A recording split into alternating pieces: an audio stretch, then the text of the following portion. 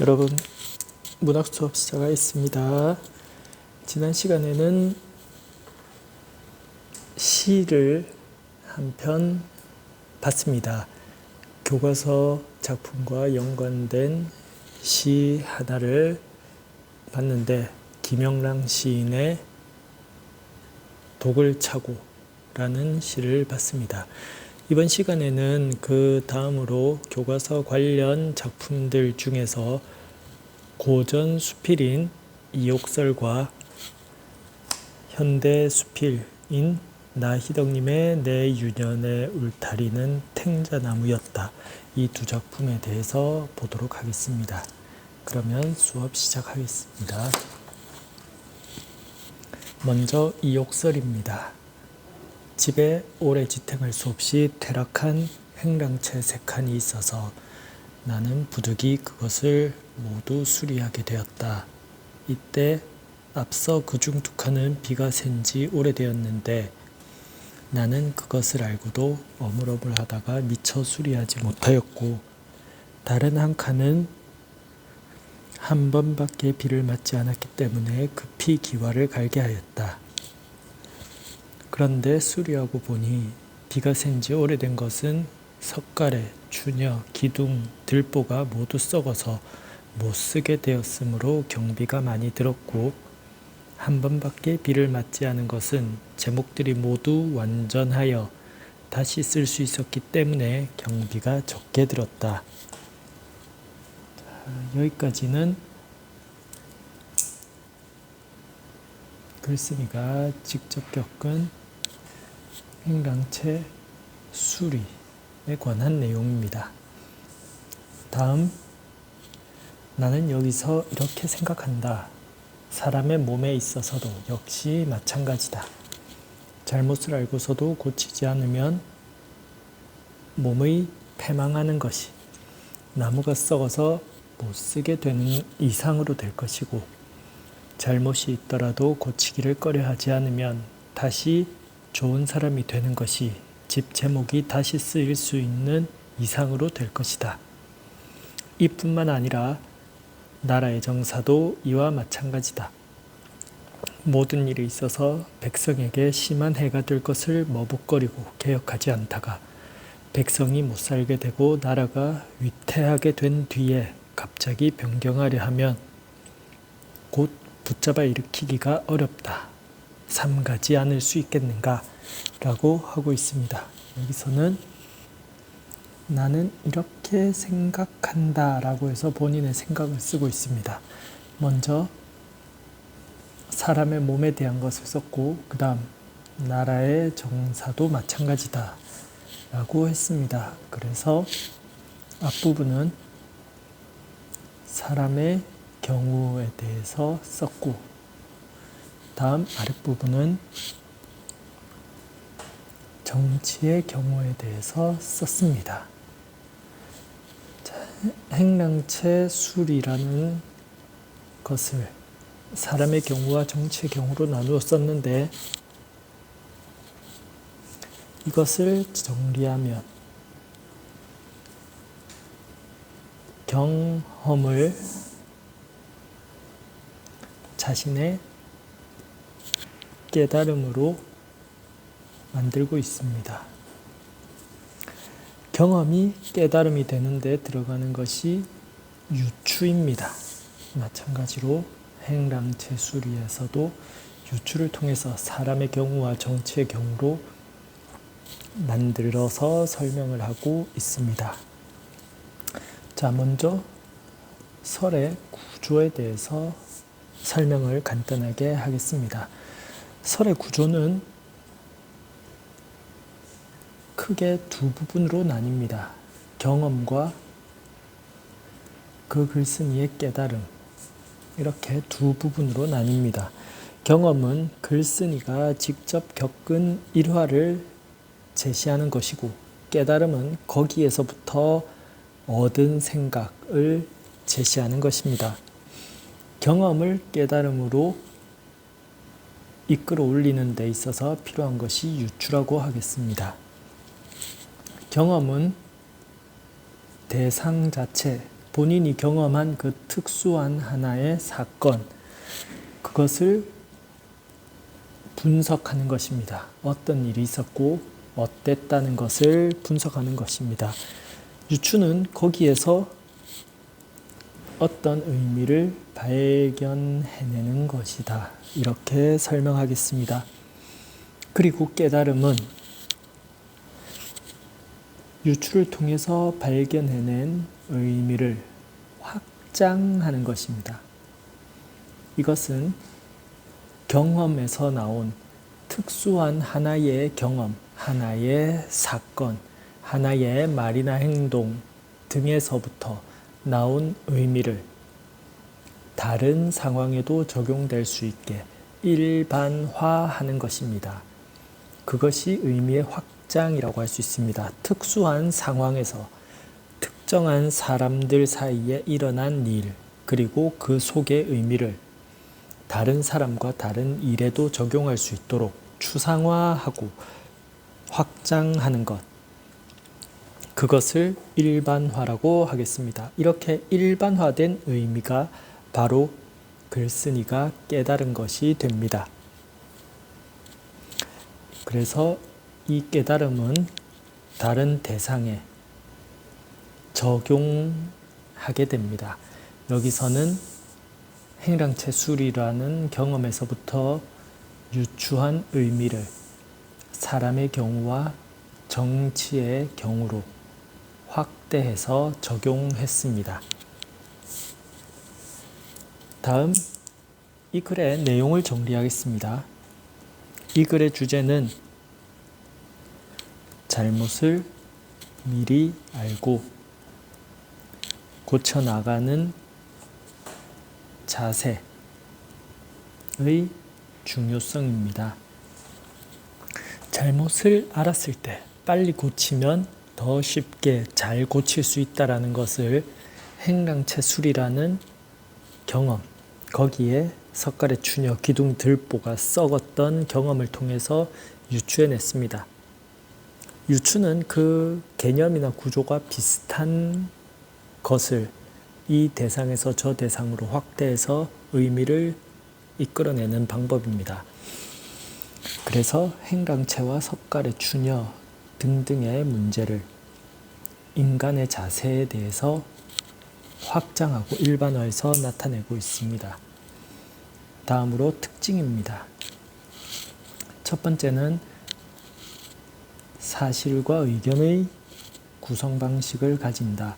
이것이 설의 일반적인 구성 방식이라고 할 수 있습니다. 앞에는 본인의 경험, 있었던 사실을 쓰고 뒤에서는 자기가 깨달은 점, 그것은 자신의 의견이라고 할 수 있겠죠.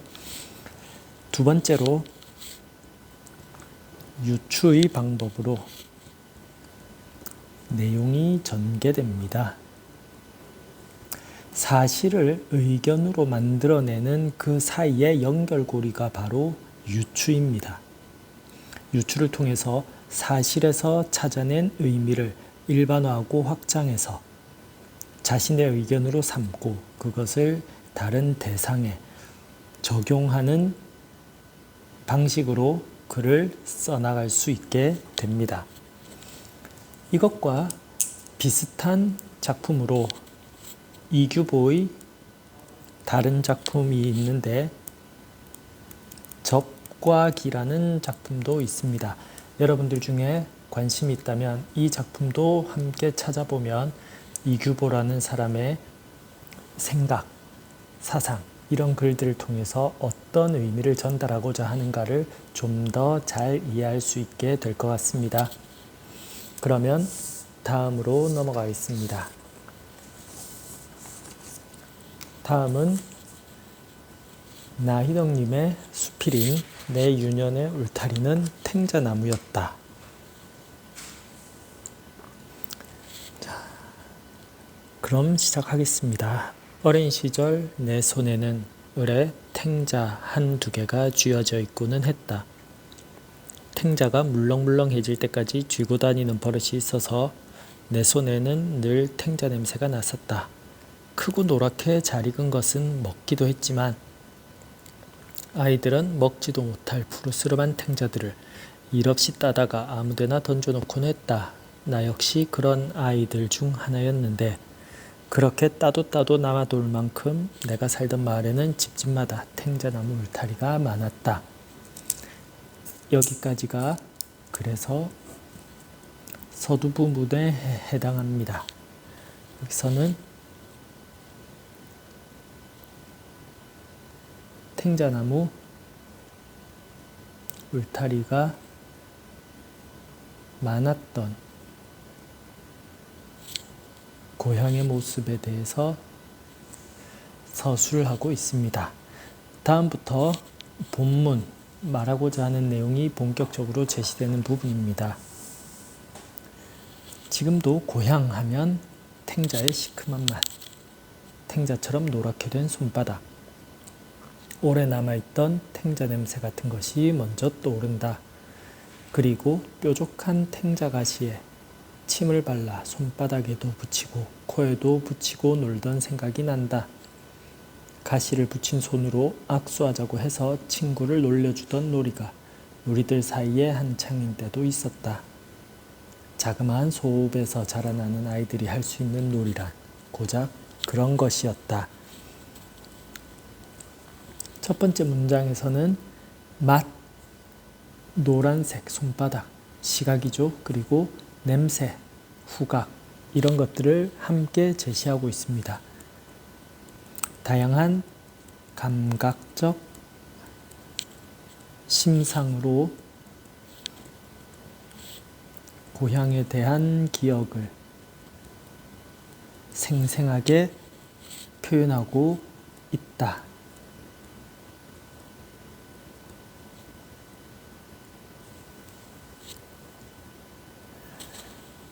그리고 뾰족한 가시에 침을 발라 놀던 놀이가 생각난다.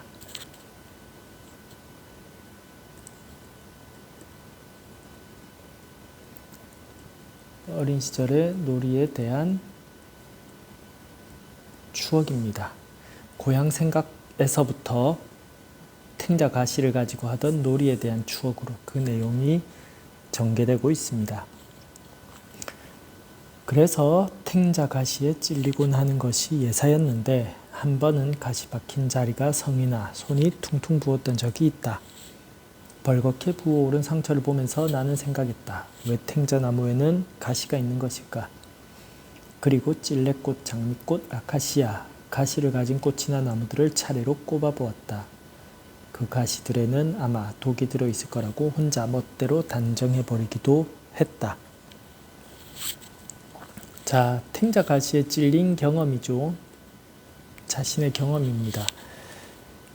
그러면서 찔레꽃, 장미꽃, 아카시아 등등 이것들은 가시를 가진 대상들, 꽃, 나무들 쭉 열거해서 제시하고 있습니다. 앞에 다양한 감각적 심상을 제시했는데 이거 이런 식으로 여기에서도 열거하면서 제시하고 있죠. 그 가시들에 독이 있을 거라고 단정하기도 했다.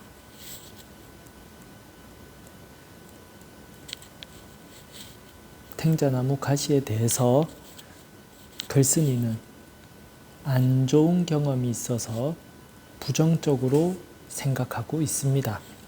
얼마 후에 아버지는 내게 가르쳐 주셨다. 가시에 독이 있는 것은 아니고 그저 아름다운 꽃과 열매를 지키기 위해 그런 나무들에는 가시가 있는 거라고. 다른 나무들은 가시 대신 냄새가 지독한 것도 있고 나뭇잎이 아주 써서 먹을 수 없거나 열매 독성이 있는 것도 있고 모습이 아주 흉하게 생긴 것도 있고 이렇게 살아있는 생명에게는 자기를 지킬 수 있는 힘이 하나씩 주어져 있다고. 가시에 왜 있는지 가시의 의미를 서술하고 있습니다. 이것은 다른 것들로부터 자신을 지키기 위한 방어라고 해야 되겠네요. 방어 그리고 보호. 방어와 보호의 의미다. 자, 이렇게 살아있는 생명에게는 자신의 것을 지킬 수 있는 의미가 하나씩 있다. 아버지의 가르침입니다. 글의 전체 내용이기도 하면서 이 마지막 문장의 의미이기도 합니다. 아버지의 가르침이 뭐냐? 가시의 존재 이유다.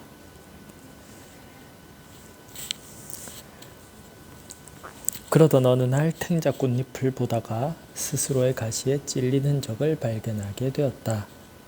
바람에 흔들리다가 제 가시에 쓸렸으리라. 스스로를 지키기 위해 주어진 가시가 때로는 스스로를 찌르기도 한다는 사실에 나는 알 수 없는 슬픔을 느꼈다.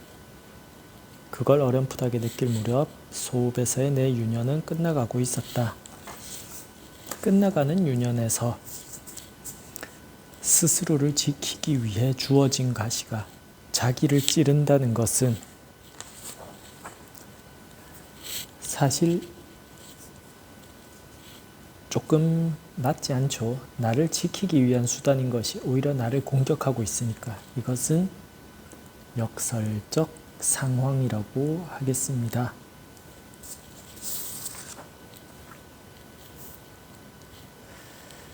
언제부턴가 내 손에는 더 이상 둥글고 향긋한 탱자 열매가 들어있지 않게 되었다. 그 손에는 무거운 책가방과 영어 단어장이, 그 다음에는 누군가를 향해 던지는 돌멩이가, 때로는 술잔이 들려있곤 했다. 친구나 애인의 따뜻한 손을 잡고 다니던 때도 없지는 않았지만 그 후로 무거운 장바구니, 빨랫감, 행주나 걸레 같은 것을 들고 있을 때가 더 많았다. 여기는 유년기가 끝나고 나서 내가 어떻게 살았는가를 서술하고 있습니다. 무거운 책가방과 영어 단어장, 지금 여러분과 같죠? 대학에 가기 위한 공부를 할 때, 중고등학생 시절에, 그리고 누군가를 향해 던지는 돌멩이, 때로는 술잔.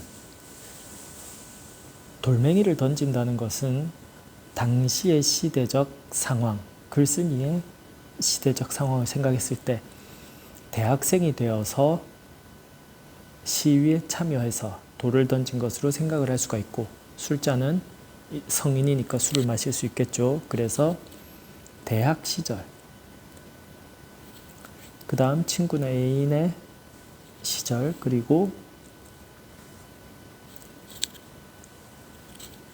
무거운 장바구니나 빨랫감, 행주나 걸레 이런 것은 일상생활이죠.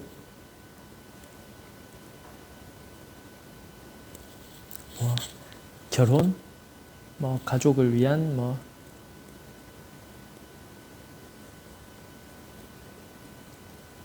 살림살이 등등을 이야기하는 것일 겁니다.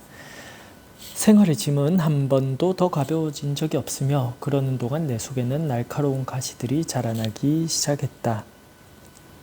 가시는 꽃과 나무에게만 있는 것이 아니었다. 여기 가시는 생활의 짐 때문에 생겨나는 것입니다. 생활이 버겁고 힘들면 그 생활이 나에게 고통이 된다. 그래서 가시는 삶의 고통을 의미하는 것입니다. 세상에 또는 스스로에게 수없이 찔리면서 삶의 고통을 수없이 느끼면서 사람은 누구나 제 속에 자라나는 가시를 발견하게 된다. 누구나 가시가 생긴다. 사람은 생활의 짐 때문에 가시, 삶의 고통이라고 했죠. 가시를 가지게 된다. 한번 심어지고 나면 쉽게 뽑아낼 수 없는 탱자나무 같은 것이 마음에 자리 잡고 있다는 것을 뽑아내려고 몸부림칠수록 가시는 더 아프게 자신을 찔러댄다는 것을 알게 되었다. 그 후로 내내 크고 작은 가시들이 나를 키웠다. 뽑아내면 뽑아내려고 할수록 가시는 더 아프게 자신을 찔러댄다. 알게 되었다고 했죠. 이것은 글쓴이의 깨달음입니다.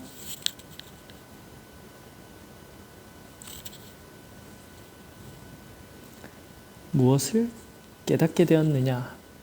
가시를 뽑으려 하면, 삶의 고통을 뽑아내려고 하면, 없애려고 하면, 피하려고 하면 더 아프게 찔러댄다. 더 고통스럽다.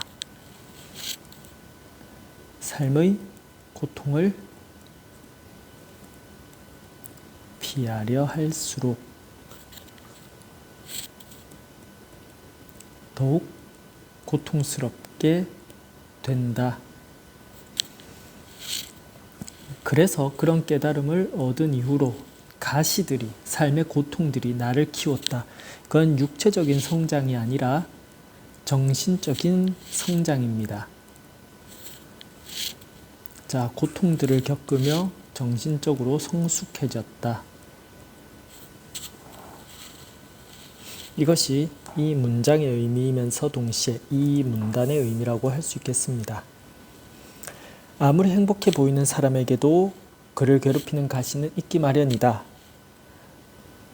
누구에게나 가시는 있다. 가시는 삶의 고통. 누구에게나 삶의 고통은 있다.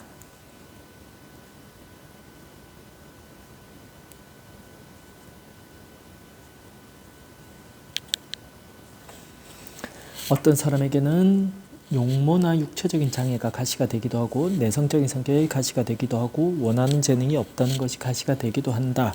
이것들도 다 열거죠. 가시의 예를 열걸로 나타내고 있습니다. 그리고 그 가시 때문에 오래도록 괴로워하고 자기를 혐오하게 된다. 이것은 가시, 삶의 고통의 어떤 부정적인 측면, 부정적인 역할이라고 할 수 있겠습니다. 로트렉이라는 화가는 부유한 귀족의 아들이었지만 사고로 인해 두 다리를 차례로 다쳤다. 그로 인해 다른 사람보다 다리가 자유롭지 못했고 다리 한쪽이 좀 짧았다고 한다. 다리 때문에 그는 방탕한 생활 끝에 결국 장려촌에서 불우한 생을 마감했다. 그러나 그런 절망 속에서 그렸던 그림들은 아직까지 남아서 전해진다. 이것은 마음속에 가시, 삶의 고통을 가진 사람의 예입니다. 앞쪽에는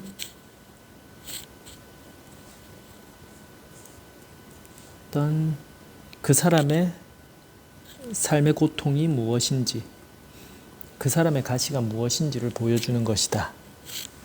그러나는 내용의 전환이죠. 그 뒤에 그림들을 그려서 그것이 아직까지 남아있다. 그 가시, 삶의 고통을 통해서 이룬 것이 있습니다. 이 사람은 화가로서 그림을 남기고 자신의 이름을 남겼습니다. 화가로서의 명성이 그 고통을 통해서 남게 되었다. 내 다리의 한쪽이 짧지 않았더라면 나는 그림을 그리지 않았을 것이다 라고 말한 적이 있다. 한쪽이 짧다라는 것은 삶의 고통이죠.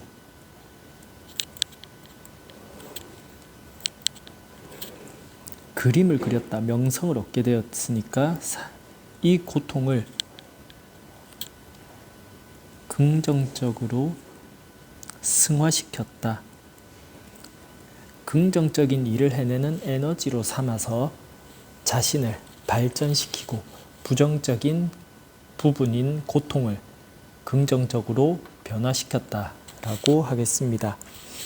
그 가시는 바로 약간 짧은 다리 한쪽이었던 것이다. 육체적인 장애가 자신의 가시였다. 그런데 그것을 긍정적으로 극복한 것이었다. 로트렉의 그림만이 아니라 우리가 오래 고통받아온 것이 오히려 존재를 들어올리는 힘이 되곤 하는 것을 겪곤 한다.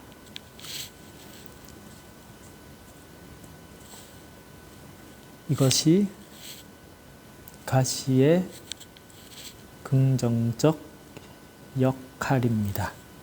그 중에 첫 번째, 로트렉의 그림이라고 했죠. 그림은 긍정적인 측면, 긍정적인 힘이었는데 만이 아니라라고 했으니까 그것과 같은 내용이 계속 이어진다는 것입니다.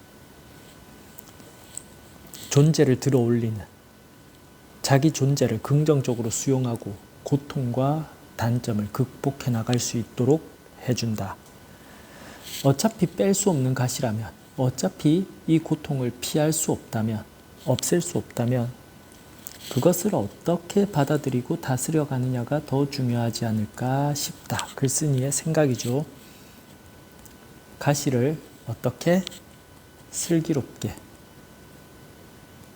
극복하는 것이 중요하다는 시각, 관점입니다. 긍정적인 수용과 극복을 강조하는 것이라고 하겠습니다. 그것마저 없었더라면 우리는 인생이라는 잔을, 인생을 얼마나 가볍게 생각하고 쉽게 살았을 것인가? 인생의 소중함과 고통의 깊이를 알기도 전에 얼마나 웃잘았을까? 그러니까 인생의 소중함과 고통의 깊이를 알게 해준다라는 것은 가시의 긍정적인 역할입니다. 그래서 이 부분은 두 번째, 가시의 긍정적 역할이다. 다음, 실제로 너무 아름답거나 너무 부유하거나 너무 강하거나 너무 재능이 많은 것이 오히려 삶을 망가뜨리는 경우를 자주 보게 된다. 왜냐?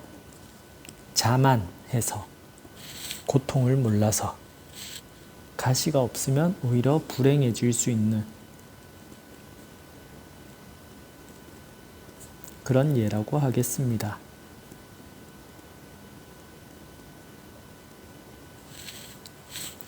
그런 점에서 사람들에게 주어진 고통, 그 가시야말로 그를 참으로 겸허하게 만들어줄 선물일 수도 있다.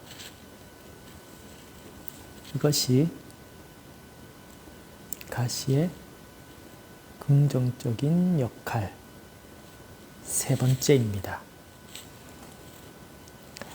그리고 뽑혀지기를 간절히 바라는 가시야말로 우리가 더 깊이 끌어안아야 할 존재일지도 모른다. 역설이죠. 말이 안 되죠.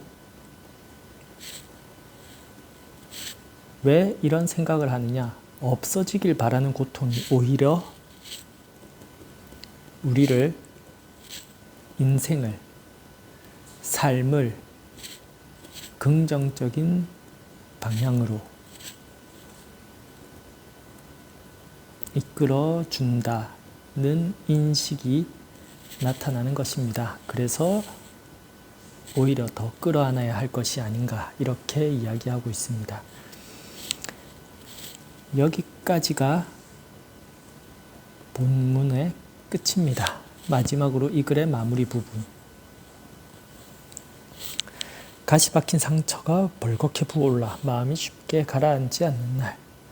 마음이 쉽게 가라앉지 않는다고 했으니 이 가시는 진짜 가시가 아닌 삶의 고통입니다.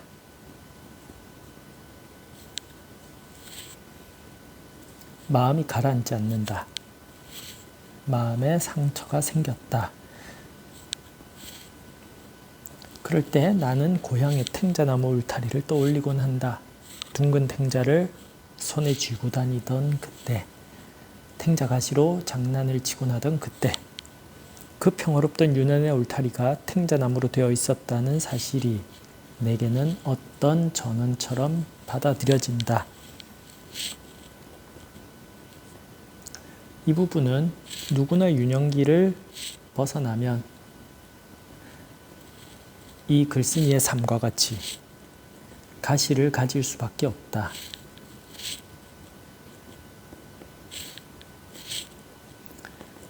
그것을 비유적으로 표현하는 것입니다. 자기도 어렸을 때 몰랐는데 탱자나무를 보면서 누구나 자라나면 자기를 지키기 위한 가시가 생겨날 수밖에 없다라는 사실을 일찍 알 수 있었을 것이다 라고 생각하면서 어떤 전언처럼 받아들여진다라고 서술했습니다. 내게 열매와 꽃과 가시를 처음으로 가르쳐준 나무. 가시는 열매와 꽃을 지키기 위해 있는 것이라고 그 의미를 알 수 있게 해줬죠.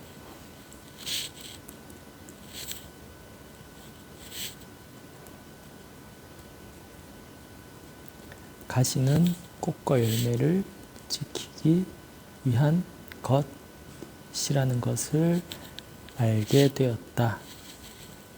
아버지의 가르침을 통해서 알게 되었다. 내가 살아가면서 잃어버려야 할 것과 지켜가야 할 것을 동시에 알려주었다. 잃어버려야 할 것은 어떤 가시를 피하려는 마음, 삶에 대한 불평과 원망 같은 것이고, 지켜가야 할 것은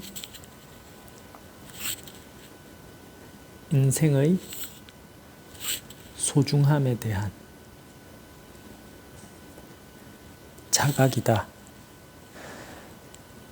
그러면서 나와 함께 좁은 나이테를 늘려가고 있을 탱자나무, 나이테를 늘려간다. 나이를 먹으면서 가시에 찔리며 무엇을 한다? 나이테를 늘려간다는 것은 성장해 간다, 성숙해 간다. 앞에서 살펴봤던 그것이라고 하겠습니다. 그래서 탱자나무도 자기 가시에 찔렸죠. 가시로 인한 상처를 이겨내며 조금씩 성장해가는 탱자나무를 이야기하는 것이다. 눈앞에 그 짙푸른 탱자나무를 떠올리면 부어오른 마음, 아까 했던 상처를 조금은 가라앉히게 된다.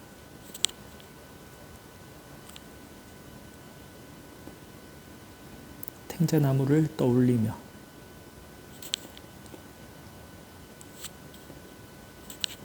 삶의 고통으로 상처받은 마음이 가라앉게 된다. 언젠가 탱자나무 울타리를 다시 지나게 된다면 아마도 그 사이에 더 굵어진 가시들을 조심조심 어루만지며 무어라 중얼거릴 것이다. 그러고는 오래전에 잃어버린 탱자 하나를 슬그머니 따서 주머니에 넣고는 그 푸른 울타리를 총총히 떠날 것이다. 만일 가시들 사이에서 키우는 그 향기로운 열매를 내게도 허락해 준다면 가시가 꽃을 지키고 열매를 맺게 합니다. 여기에서부터 얻은 인생의 의미를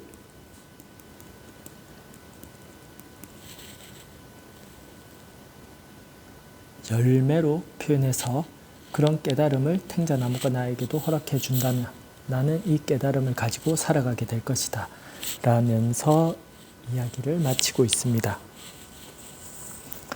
전체적인 내용을 다시 한번 정리해 보겠습니다.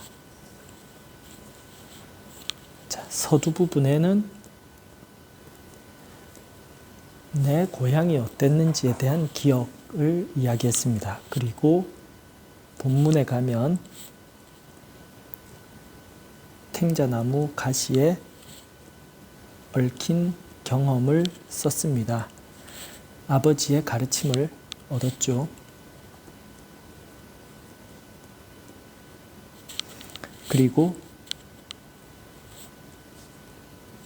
성장하면서 가시를 갖게 되었다. 삶의 고통으로 힘겨워하게 되었다. 그 다음 가시의 의미를 깨닫게 되었다.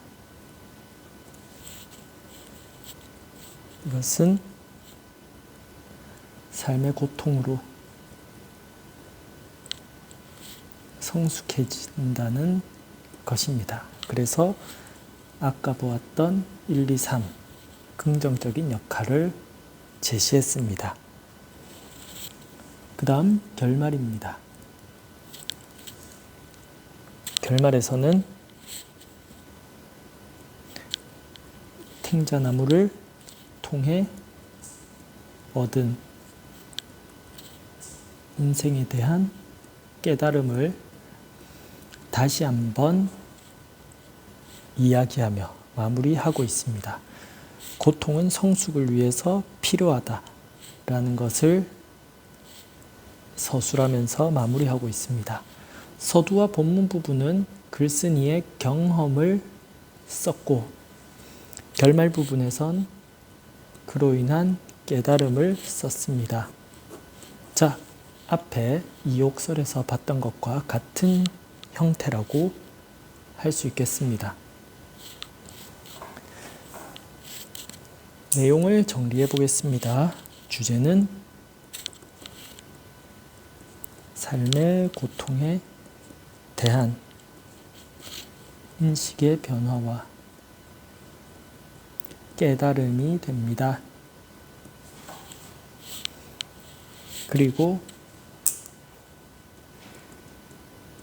이 글에서 나타난 특징은 구체적인 사물로 글의 주제를 효과적으로 제시하고 있다. 가시라는 사물을 통해서 주제를 제시하고 있습니다. 두 번째로 일상적인 경험, 자신이 살아온 일상적인 경험에서 인생의 교훈을 이끌어내고 있다. 어릴 때 가시를 가지고 놀던 기억, 그리고 살아오면서 삶의 고통을 겪었던 경험, 그것에서 인생의 교훈, 고통으로 성숙하게 된다는 것. 다음으로 소재의 의미를 구체화하기 위해 예시를 활용했다.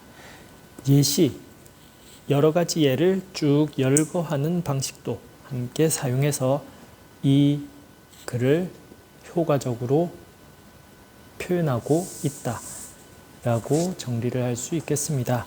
자, 오늘 수업은 여기까지 하겠습니다. 여러분들 다들 수고 많았습니다.